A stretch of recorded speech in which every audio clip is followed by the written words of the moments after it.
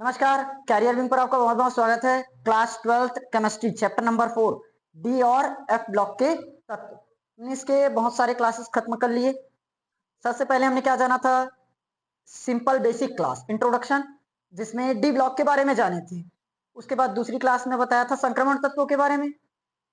3 समूह के बारे में पढ़ना था अपने को, 3D, 4D, 5D। पहला संक्रमण श्रेणी 3D, दूसरा संक्रमण श्रेणी 4D और तीसरा 5D। चौथे के बारे में अपने को पढ़ना नहीं है, एक्टिनम वाला।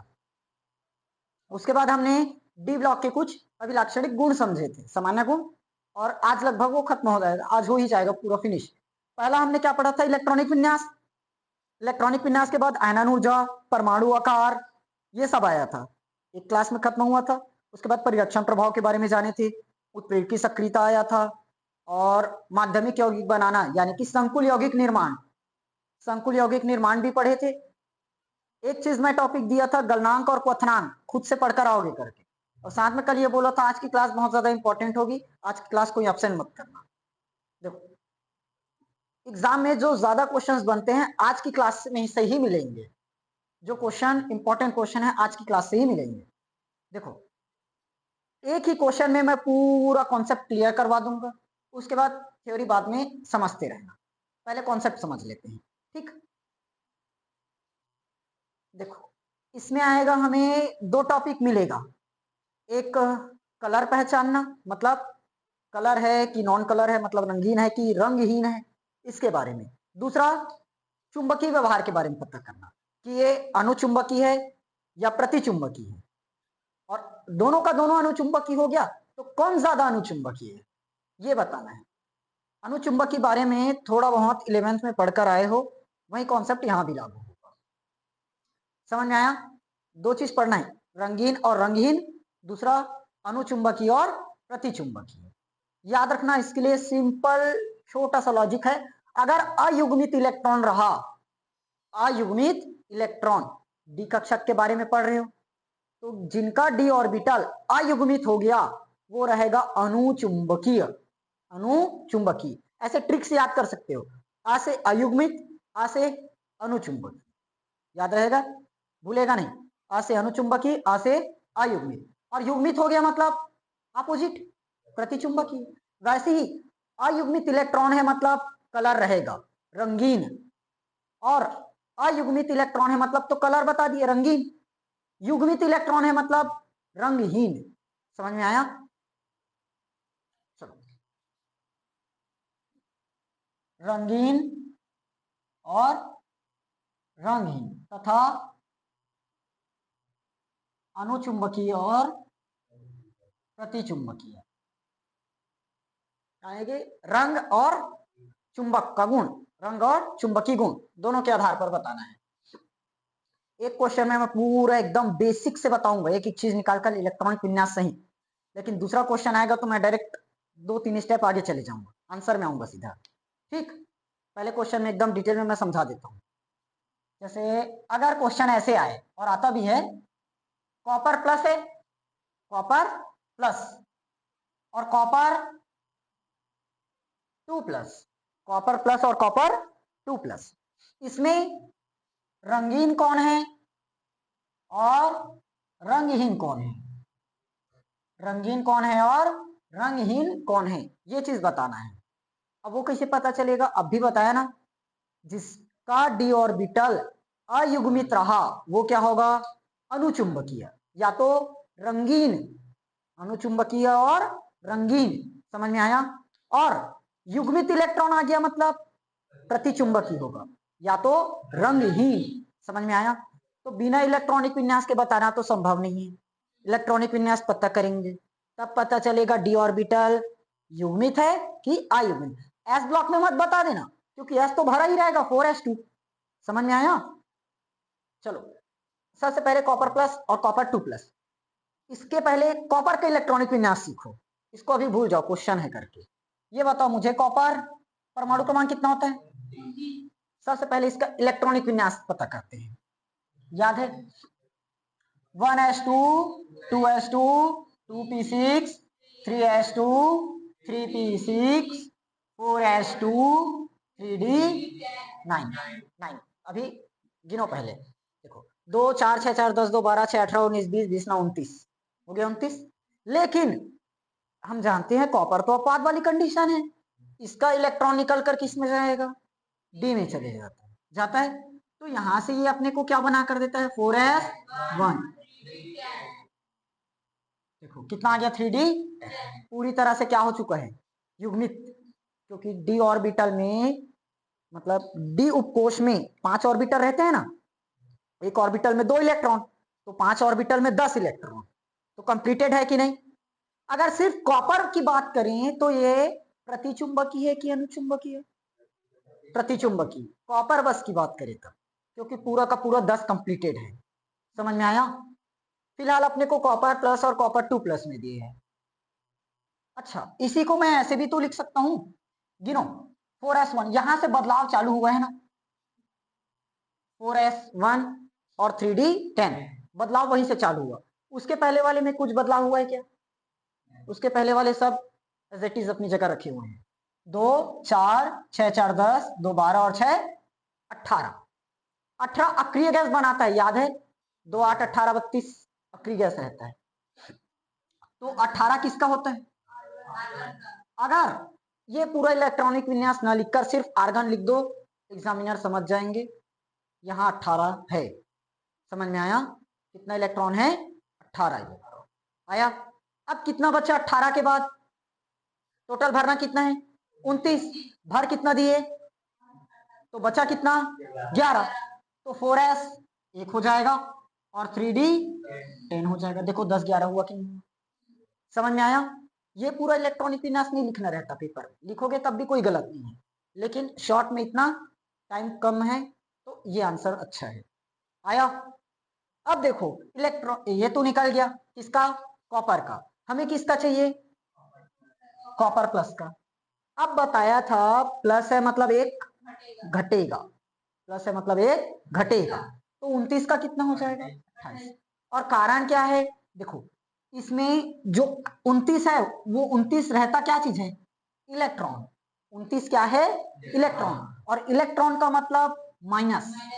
तो बताओ माइनस कितनी बार होना चाहिए 29 बार, माइनस कितनी बार है 29 बार। उसमें हमने एक ला क्या दिया प्लस, एक बार क्या ला दिया प्लस, तो एक बार प्लस एक बार माइनस, खत्म। तो अब कितना माइनस बचा होगा, इसलिए 28 होता है। समझ में आया। तो पहले कॉपर प्लस का पता करते हैं, टोटल इलेक्ट्रॉन कितना 28, टोटल इलेक्ट्रॉन 28 क्योंकि प्लस आ चुका है ना। तो सबसे पहले हम लिख देते हैं आर्गन। बताओ अब कितना इलेक्ट्रॉन हो चुका है 18, 18 खत्म, जाना कहां तक है 28 तक। तो सबसे पहले 4s और 3d होगा, 18 भर चुका, तो यहां कितना भरेगा, पहले 10 भरेंगे ना इसमें, क्योंकि इसका आखिर कूद कर इसमें ही जाएगा, तो पहले इसको भर लो। कितना हुआ 18 और 10, तो यहां कितना भरा होगा, समझ में आया, यहां भरा कितना होगा, और करके देख लो, चाहे तो ऐसे निकाल कर भी देख लो। ठीक, समझ में आया ना कैसे हुआ। अगर ऐसे भरोगे मतलब 4s2, तो 3d में कितना भरना पड़ जाएगा 8, अभी भी 28 है कि नहीं 28, देखो 18 19 20 20 और 8, लेकिन अपवाद है कॉपर, तो इसका 0 होगा, और इलेक्ट्रॉन निकल कर आखिर इसमें ही तो जाएगा, वही बनाना आखिर, इसलिए डी को पहले भर लो। समझ में आया ये। अब इसका अयुग्मित इलेक्ट्रॉन बनाते हैं, अंतिम कोश का ही बनेगा, याद रखना अंतिम कोश का। अंतिम कोश कौन है 3d, अंतिम कोश 3, 4s भी है लेकिन 4s तो 0 है, और s का अपने को देखना ही है, d ऑर्बिटल का पता करना है। 1 2 3 4 5 6 7 8 9, ऐसे मत भरना 1 2 3 4, अब बाउनी ए अब बाउनी में बोलता हूँ, उनकी अधिकतम बहुलता का नियम पढ़े हो ना, पहले सभी कक्षक में एक एक इलेक्ट्रॉन जाएगा, और इलेक्ट्रॉन बचे हैं तब इलेक्ट्रॉन का युग्मन होता है, पता है। अब बताओ इसमें युग्मित है कि अयुग्मित है, युग्मित है, युग्मित इलेक्ट्रॉन है, युग्मित इलेक्ट्रॉन है, तो क्या बनना चाहिए ये प्रति चुंबकीय, प्रति, और साथ में रंगहीन क्या होगा? रंगहीन। अब एग्जाम में अलग अलग टॉपिक है ना, ये एक टॉपिक मत समझना, लेकिन इसको समझाना था मुझे, पहले रंगीन और रंगहीन में समझाता, फिर उसके बाद यही एग्जाम्पल लेकर अनुचुंबकी प्रतिचुंबकी में समझाता और सेम ही समझाता, इसीलिए डायरेक्ट एक कर दिया। पेपर में जो पूछेगा वो बताना, कलर और नॉन कलर मतलब रंगीन और रंगहीन बोला है तो रंगीन और रंगहीन में ही बताओगे, अनुचुंबकी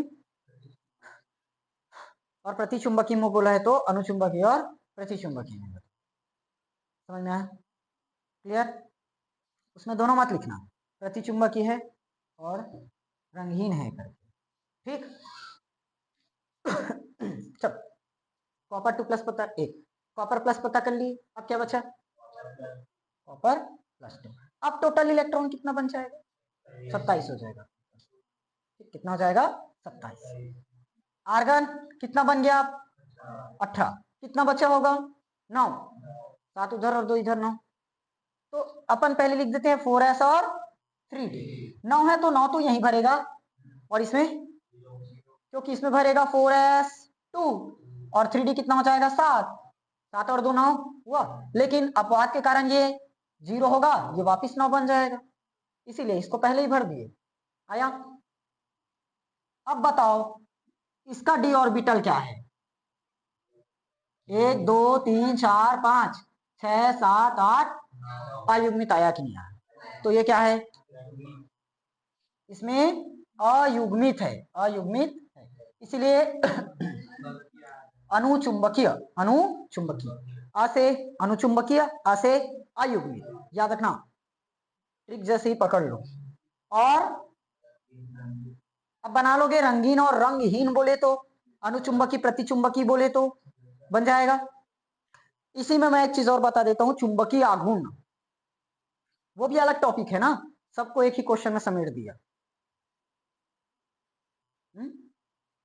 क्या है? अरे ये पेपर में ना 2 नंबर का 3 नंबर का ऐसे ही नॉर्मल क्वेश्चन आता है, Fe+2 और Fe+3 में कौन अधिक अनुचुंबकीय है, इस तरह से, या तो कॉपर +2 और कॉपर 2 प्लस में, कॉपर प्लस और कॉपर 2 प्लस में कौन अधिक रंगीन है या रंगीन है, बस इससे अलावा कुछ नहीं आएगा। एक चीज देखना नया, क्या बोलते उसको, क्या बता रहा था? हाँ, चुंबकीय आघूर्ण, चुंबकीय आघूर्ण, चुंबकीय आघूर्ण, आघूर्ण किससे दर्शाते हैं पता है? ताऊ। फॉर्मूला इसका n bracket n+2, n bracket n+2 bore magneton, उसकी इकाई है bm, याद रखेगा, बोर मैग्नेटॉन होता है ना, इसकी इकाई। n का मतलब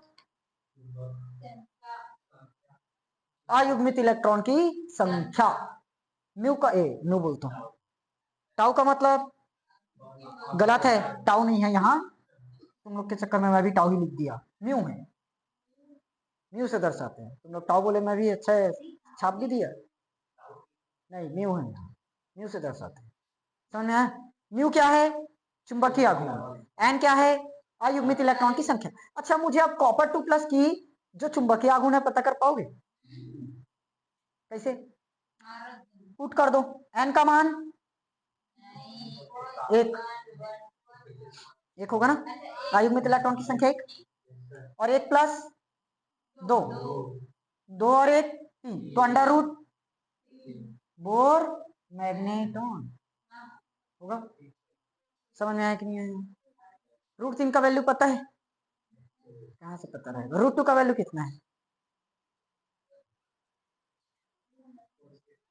एक चीज, एक क्वेश्चन मैं दे रहा हूं, बनाकर दिखाओ, Fe2 प्लस और Fe3 प्लस, Fe2 प्लस और Fe3 प्लस, दोनों में कौन अधिक अनुचुंबकीय है?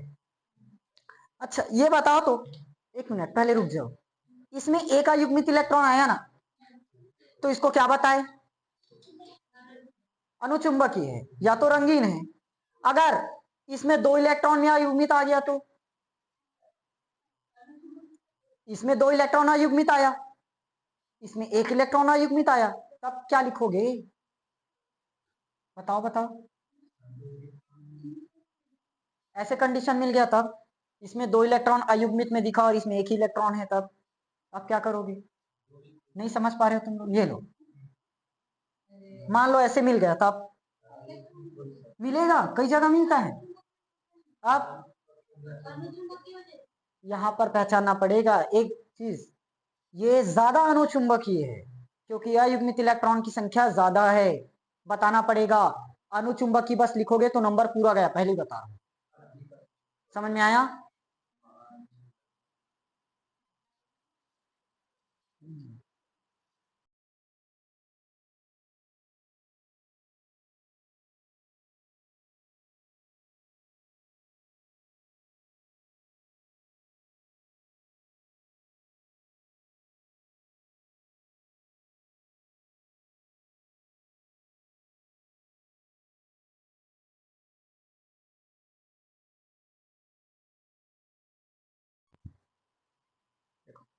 Fe2+ या +2, फिर S का परमाणु क्रमांक कितना? 26। अब 2 बार प्लस चार्ज आ गया, मतलब 2 बार माइनस को खा जाएगा, तो कितना बचा? 24 बचा। अब मैं लिख देता हूं आर्गन, मतलब कितना भर गए? 18। तो 4s और 3d 18 है, बचा कितना? 6। तो ये हो जाएगा 0 और यहाँ हो जाएगा। समझ में आया? हाँ तो तुम छोड़ दे, समझ में नहीं आया तो मुझे क्या दिक्कत। क्लास एक बार शुरुआत से लेकर लास्ट तक घर में जाकर इत्मीनान से देखना। 1 2 3 4 5 6 आया। 4 अयुग्मित इलेक्ट्रॉन, अयुग्मित हैं,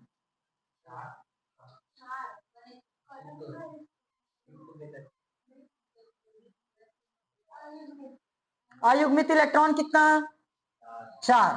4 अयुग्मित इलेक्ट्रॉन, तो ये अनुचुंबकीय होगा, होगा। Fe3+ पर निकाल लो, तो ये अब कितना हो जाएगा? 23। मैं आर्गन लिख देता हूं, मतलब कितना भर गया? 18। बचा कितना? 5। तो 3d 5 और 4s, तो इसमें कितना युग्मित? 1 2 3 4। तो ज्यादा युग्मित कौन? Fe3+, 5 वाले हो। तो Fe+3 ज्यादा अनुचुंबकीय है किससे? समझ में आया? अब इसी को अगर गाइड में ऐसे दे दे तो कंफ्यूज ना हो जाना, नहीं तो हो भी जाओगे। इतना भी है, 12वीं वाले है ना, 5वीं वाले रहते तो मुझे समझ में आता है, हाँ चलो कंफ्यूज नहीं हुए। 5वीं वाले तो समझदार बच्चे हैं, पहचान जाएंगे। नहीं नहीं मान सकता मैं। इसमें एक चीज पता करो ना, चुंबकीय आघूर्ण कहाँ चला गया मेरा दोनों मार्कर? चुंबकीय, चुंबकीय आघूर्ण निकालोगे? 4 और 4 और 2 6, तो √24, 24 आएगा।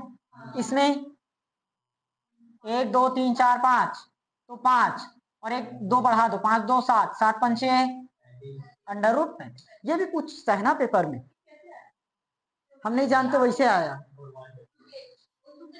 समझ में आया कि नहीं आया? ठीक, ये पेपर में आता है बहुत, जब सामने अभी कॉलेज करोगे अब बीएससी में, तो वहां पर ये 1 2 नंबर दिला देता है।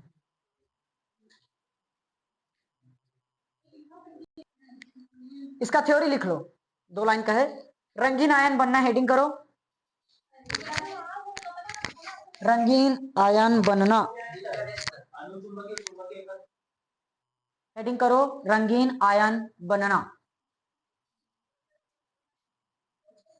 लिख लियो तो मिलावस लो, हाँ लिख लियो तो मिलावस लो ना, हो गया। हेडिंग किए रंगीन आयन बनना। ये बताओ संक्रमण तत्व रंगीन आयन क्यों बनाते हैं? हाँ डी कक्षा क्या रहता है? हाँ तो इसको थ्योरी में कैसे लिखोगे? संक्रमण तत्वों का डी कक्षा अपूर्ण रूप से भरा होता है, इसीलिए रंगीन आयन बनाते हैं। लिख लोगे कि इसको भी इमला बोलकर लिखवाऊं? वाकई ना तीसरी चौथी वाले को बैठाना चाहिए। चल बेटा बोल रहे करके लिखो संक्रमण तत्वों का डी ऑर्बिटल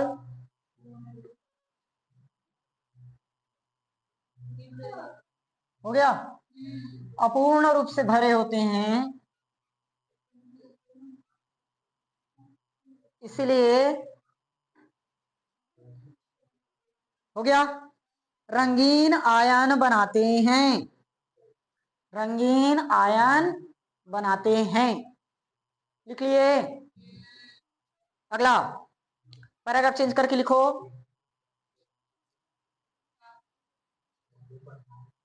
संक्रमण तत्वों में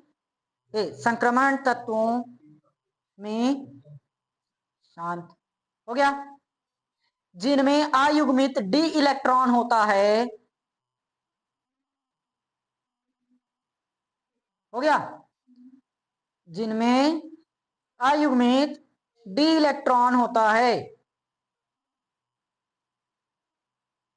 इलेक्ट्रॉनों का एक डी कक्षक से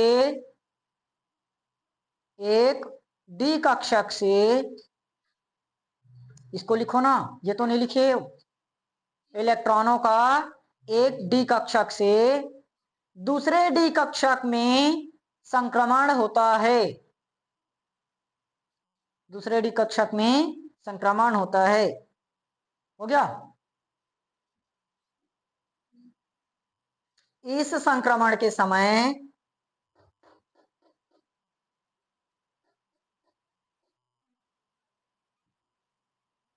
क्या लिखे? हो गया वे दृश्य प्रकाश की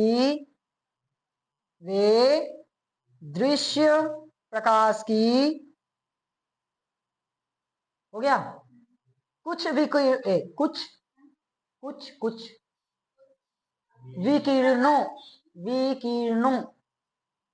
विकिरण जानते हो ना, तो विकिरणों कर लो उसको। कुछ विकिरणों को अवशोषित करते हैं, अवशोषित करते हैं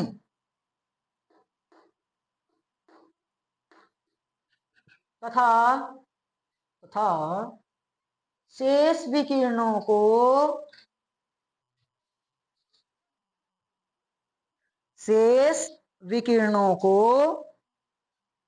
रंगीन प्रकाश के रूप में उत्सर्जित करते हैं, रंगीन प्रकाश के रूप में उत्सर्जित करते हैं। समझ में आया? रंगीन प्रकाश के रूप में उत्सर्जित करते हैं। ठीक, समझ में आ गया? देखो समझना, संक्रमण तत्वों में अयुग्मित डी इलेक्ट्रॉन है, तो अयुग्मित डी इलेक्ट्रॉन जो है एक डी कक्षक से दूसरे डी कक्षक में प्रवेश करते हैं, उसी को बोलते हैं संक्रमण करते हैं। ऊपर से उच्च ऊर्जा स्तर से निम्न ऊर्जा स्तर में कूदना, मतलब आना, वही कहलाता है संक्रमण। समझ में आया? क्लियर हुआ? तो संक्रमण तत्वों का जो डी इलेक्ट्रॉन है, अयुग्मित डी इलेक्ट्रॉन, एक कक्षक से दूसरे डी कक्षक में संक्रमण करते हैं, और जब ये संक्रमण होता है तो इस संक्रमण के दौरान कुछ किरणों को, दृश्य प्रकाश की किरणों को जो अवशोषित कर लेते हैं, और जो बाकी बच जाता है उसको कुछ कलर के फॉर्म में उत्सर्जित कर देते हैं। ठीक, समझ में आया? कुछ को अवशोषित कर लेगा और कुछ को रंगीन आयन के रूप में उत्सर्जित कर देगा संक्रमण के समय। समझ में आया? ये कारण है। अच्छा, इसी में हमने अनुचुंबकीय और प्रतिचुंबकीय के बारे में भी लिखा है, तो आप अनुचुंबकीय प्रतिचुंबकीय दर्शा लोगे। संक्रमण तत्वों के अनुचुंबकीय होने का कारण इनका अपूर्ण रूप से भरा हुआ डी ऑर्बिटल है। या तो डायरेक्ट सेम टू सेम छाप सकते हो, जहां रंगीन लिखे हो वहां अनुचुंबकीय कर लो। समझ में आया? अरे तो रंगीन को अनुचुंबकीय करोगे ना, आ से अयुग्मित, अ से अनुचुंबकी, रंगीन बताया था, समझ में आया। अभी थ्योरी में क्या लिखो इसका, अनुचुंबकी का, ए रंगीन का संक्रमण तत्व, हाँ तो संक्रमण तत्वों का डी ऑर्बिटल अपूर्ण रूप से अगर भरा रहा तो वो अनुचुंबकी होता है, समझ में आया, लिख लोगे। अच्छा अब इसमें कुछ और टॉपिक है ना चुंबकीय गुण पर, सुनो ध्यान से पहले। चुंबकीय गुण, चुंबकीय गुण में सिर्फ अनुचुंबकी प्रतिचुंबकी नहीं है, और बहुत सारे चुंबक वाले हैं, लेकिन वो चैप्टर नंबर 1 में पढ़ना था, सॉलिड से ठोस प्रावस्था, लेकिन ठोस प्रावस्था तो सिलेबस में है नहीं, यहाँ मैं डिटेल में नहीं बताऊंगा, शॉर्ट फॉर्म में बता देता हूँ सबके बारे में। पहला पढ़ना रहता है अपने को अनुचुंबकीय, दूसरा पढ़ना है प्रतिचुंबकीय, अनुचुंबकीय प्रतिचुंबकीय। एक और बताया था तुम लोग को फिजिक्स में चैप्टर नंबर 5 में, याद है क्या है, लौह चुंबकीय, याद आया, कहाँ याद रहेगा, पढ़ोगे तब तो याद रहेगा। एक रहता है प्रतिलौह, प्रतिलौह, और एक रहता है फेरी, इतना प्रकार का चुंबक रहता है। अनुचुंबकी पदार्थ, प्रतिचुंबकी पदार्थ, लौह चुंबकी पदार्थ, प्रतिलौह चुंबकी पदार्थ, फेरी लौह चुंबकी पदार्थ, आया, ये 5 था, लेकिन इस चैप्टर में ये 2 मुख्यतः आते हैं पेपर में, इन सब के बारे में उतना जानना नहीं रहता, मैं शॉर्ट में एक लाइन में बता देता हूँ, ठीक। देखो अनुचुंबकी मतलब अयुग्मित इलेक्ट्रॉन, प्रतिचुंबकी मतलब युग्मित, इसमें लौह चुंबकी मतलब अयुग्मित इलेक्ट्रॉन रहेगा लेकिन बहुत ही ज्यादा, अयुग्मित इलेक्ट्रॉन क्या रहेगा, बहुत ही ज्यादा, और एक ही डायरेक्शन में रहेगा, इस तरह से, आया, उल्टा नहीं रहेगा। युग्मित को तो समझ में आ चुका, इस तरह से रहता है, अयुग्मित का कुछ इस तरह से रहेगा, ऐसे भी दर्शाते हैं ना अयुग्मित को, कोई भी तरह से दर्शाओ चलेगा, चलो तो इस तरह से बस लिख लो, समझ में आया। अयुग्मित मतलब अनुचुंबकी, युग्मित मतलब प्रतिचुंबकी, अयुग्मित की संख्या बहुत ज्यादा मतलब लौह चुंबकी, अयुग्मित की संख्या बहुत ज्यादा मतलब लौह चुंबकी, और समान संख्या में है तब मतलब 2 बार मेरे पास एक ही दिशा में है और 2 बार विपरीत दिशा में है, चाहो तो ऐसे दर्शा दो, समझ में आया। बराबर है कि नहीं, एक दिशा में कुछ 1 2 3 4 एक दिशा में जा रहे हैं, एक दिशा में 1 2 3 4 जा रहे हैं, आ गया, समझ में आया, दोनों 4 हो गया क्या।